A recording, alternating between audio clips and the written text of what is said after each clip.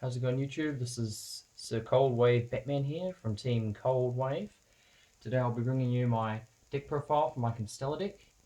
I've been perfecting this deck for a while now, ever since the release of Hidden Arsenal 7, which Constellars came out in. Also, Evil Swarms came out in Hidden Arsenal 7, and so because Evil Swarms were presumed to be one of the best decks, Constellars were overlooked and ignored, not because they were bad, but just because no one knew what they did. So I thought I'd try and make a deck out of it, and it turned out to be very good actually. I've topped I topped my locals with it quite a few times. Last weekend I actually went 4-0 with it and came first place. I beat Evil Swarm and Dragons and also other decks like GBs, so I was pretty happy with that. This is my take on it. This is the way I think it should be run, the most competitive version. It actually holds up against the meta very well, which I'm very pleased with. And it is classed as a rogue deck, but I actually think could possibly be the next tier 1 deck if some of the other big decks get in the ban list. So yeah, a lot of people get surprised by it. They actually get surprised when you beat them because it's so fast. It's really good at swarming the field and maintaining control with their main boss monster who can bounce back your opponent's cards and can chain to it. So it's actually a really good card. And the deck's basically revolved around getting him out, which is Constellar Pleiades. But we'll get to that later. For now, we'll start off with the main deck. So I'll move my extra deck and side deck to the side. First up, the main deck for the monsters, triple Constellar Chaos.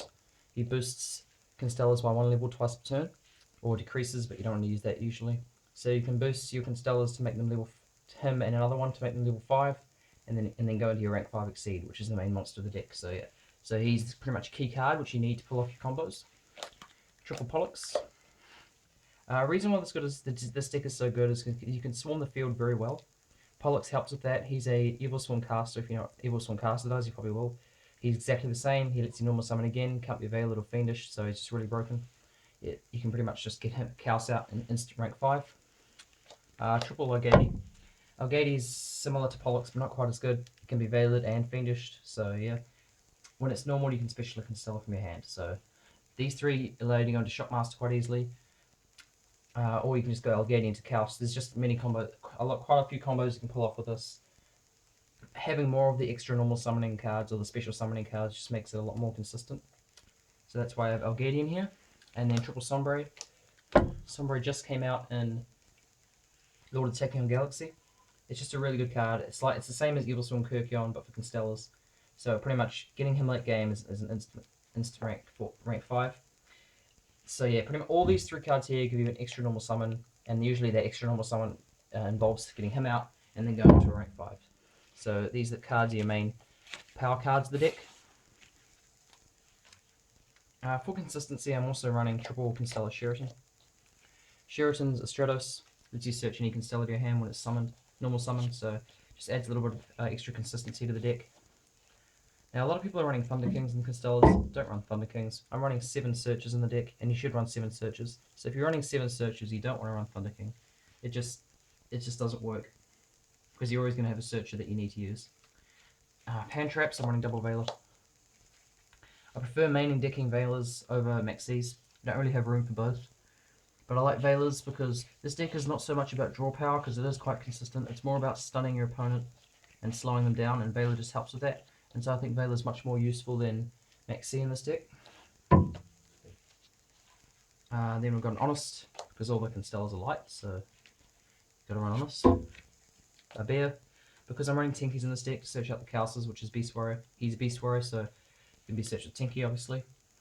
He's just good for freeing up your back row, because you're almost always going to have a Tinky in your back row, so you just, when you activate your last Tinky, search him out, then pop some of your problem cards in the field. It just helps clear some way on the field, and then you can OTK. Also, he's good for searching Tinky if you get him early on, and you need that Chaos in hand.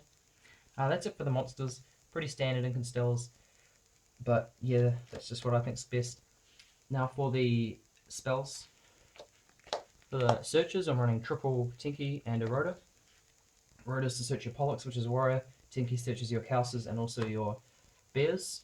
So consistency is everything in the game right now. So yeah, keeping the deck nice and consistent is very important.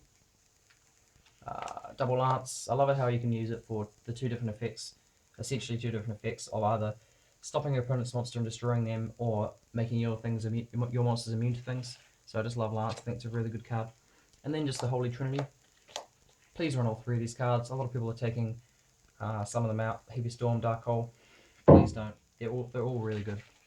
People are still running back row. People are still running big monsters that is sometimes worth sacrificing your own monsters to destroy theirs. So I would still run all 3 of those cards. For the traps, double Exceed Reborn. I like this card in this deck just because it allows you to bring back your Exceeds. The whole deck revolves around Exceed plays. So putting Exceeds Reborn in late game, they're great. Early game, you can just set them and wait until you get an Exceed on the field, and then obviously it's going to die eventually. So I love chaining this to when my opponent's monster attacks. You activate this, get your Exceed out, and they get stumped because most of the time they can't get over it. So yeah, Exceed Reborn is just a great card. It's pretty much a monster reborn for Exceeds, but gives them an extra material. So yeah, Double Breakthrough to continue with the effect negation and the stun sort of aspect of this deck. It pretty much slows your opponent down because monster effects are really big in this format, and Breakthrough skill really helps to slow your opponent down, especially since you can use it twice. It's just good against a whole lot of decks, Evil Swarm especially. Then the rest of the trap's pretty standard. Double D Prison, I really like this card. Double Compulse, Double Bottomless, and 1 Warning and Judgment. So the Solemn Duo. That's it for the deck, 40 cards. I never run more than 40. We'll get into the extra deck first. First up, double M7. M7 is a great card. You can just put it on top of any other Constellar Exceed. 2/7 beat stick. You can get over a whole lot of things that maybe your other Exceeds can't get over. It's also great if your other Exceeds get fiendished. You just put them on top. So it's just a really good card. 3 is unnecessary. Definitely run 2 though. Triple Pleiades. Pleiades is the main card of the deck. You go for him all the time. You can just bounce any card in either player's turn. It's just so broken. People read him and they're just shocked. It's just crazy. Pretty much how Ophion is a broken card for Evil Swarms. This is the most broken card for Constellars. It's about as easy to go for, especially since Chaos can boost. I think he's very good how he can just bounce anything you want. Any problem card that comes out, you just do it. If they Dark Hole, you chain to it. TT, Mirror Force, you can just chain. You can chain this guy's effect. So yeah, it's pretty good. Then we got, for the last of the Constellar Exceeds, 1 Procep and 1 Omega. Oh, sorry about the glare. Yeah, Procep is just great how allows you to boost your Constellar's attack by 1,000 when a Constellar is attacked or attacks, and Omega's the Pandemic, Evil Swarm Pandemic for Constellars. Yeah, I'm comparing Evil Swarm a lot with Constellars, but that's because they're sort of like the polar opposites of each other, I suppose. But Constellar Omega allows you to protect all your monsters from spell and traps, your Constellar monsters. So it's good if you have a full field and you fear they've got Mirror Force or TT or something, or they're going to use TT later on. So it's just good to use to get him out. He has a quick effect. These guys all have quick effects, except for M7. But these 5 here have these 3 I suppose have quick effects because you can chain them to traps and spells and other effects. So it's just really good. It just helps. It makes the deck really fast, and you almost always have an answer to everything. So yeah. Next up for the other rank 5s, 1 Volcasaurus and 1 Shark Fortress. These cards are for OTKing. Volcasaurus is really good. I managed to use it against a 5-headed dragon, and then that was game. They only had 4,000 life points left because they solomed. So Volcasaurus is just a really good card for getting over problem cards, and although you can't attack directly with them, you can still attack with them. You attack your other opponent's other monsters. So he's just a really good card. I can't tell you how good this guy is. This guy's even better. Lets something attack twice. One of your monsters attack twice. He lets you OTK. He is an OTK beast.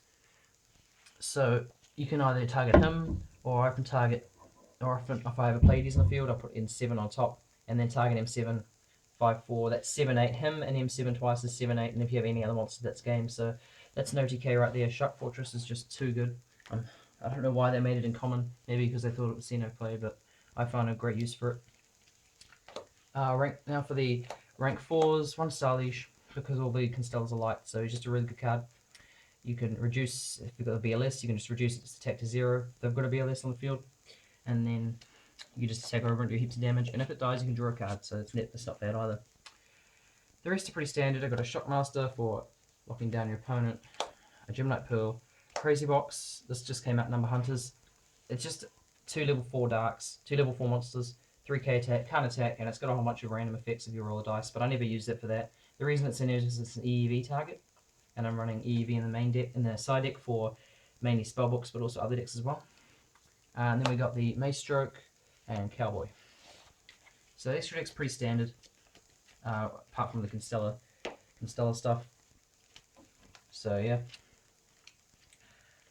For the side, running double Maxi for dragons mainly.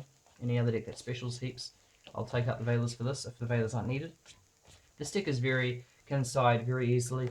There's a lot of cards in the deck that can be taken out. Exceeds Reborn, Breakthrough Skill, even Sombres can be taken out for other cards in the side deck, so it's quite a flexible deck.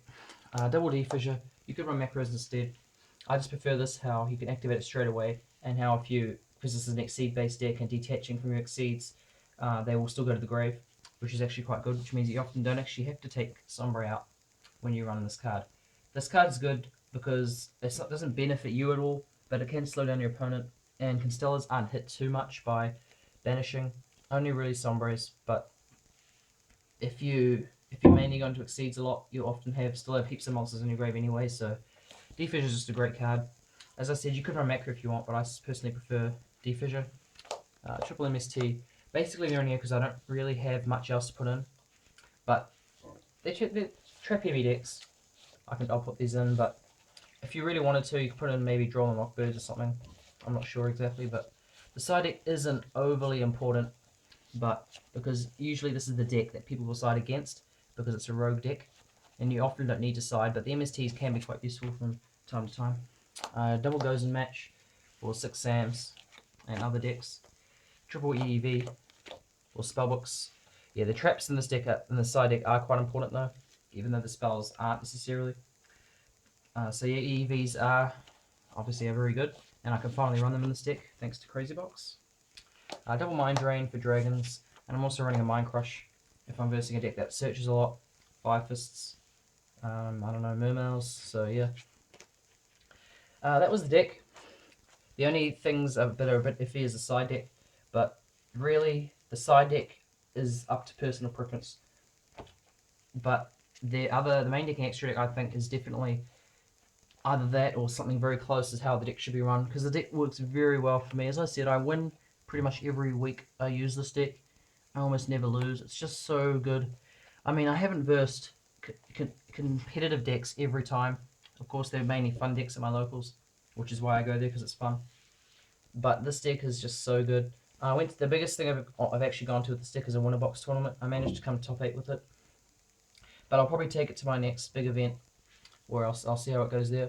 But as I said, this is a very good deck. I think that you guys should try it out, regardless of what people say about it, or the rumors surrounding it, that it's just another random hidden arsenal deck. It's actually very good. And it can swarm the field very well. It can control your opponent, the field very well with Pleiades.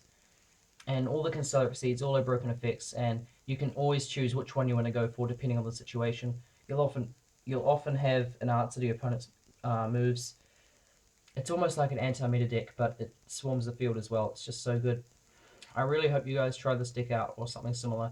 Any constructive criticism on this deck would also be appreciated. No hate, please, but any advice would be appreciated. And I'll see you guys later.